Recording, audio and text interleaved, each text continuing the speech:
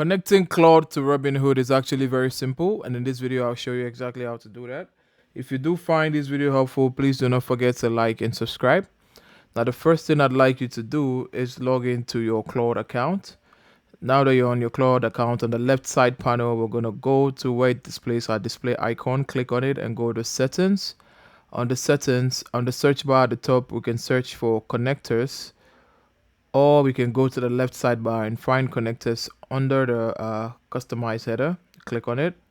Now you can see we can't find Robinhood here, so you're going to go to add and we're going to go to browse connectors. Also here, once we search Robinhood, you realize we cannot find Robinhood here also, so we're going to go back to connectors. We're going to go to add, and then we're going to go to add custom connector.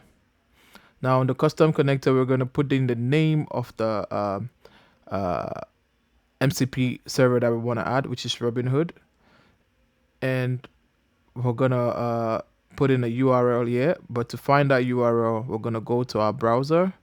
Let's minimize this. Now under our browser in Google, you're gonna type Robinhood MCP docs, and you're gonna click on the second option, which is the agentic trading bot.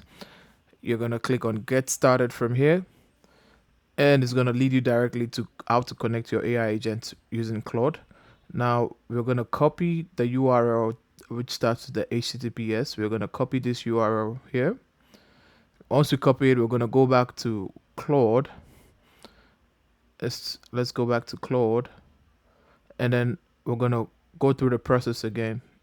Let's add a custom MCP, and we're going to type in Robinhood here.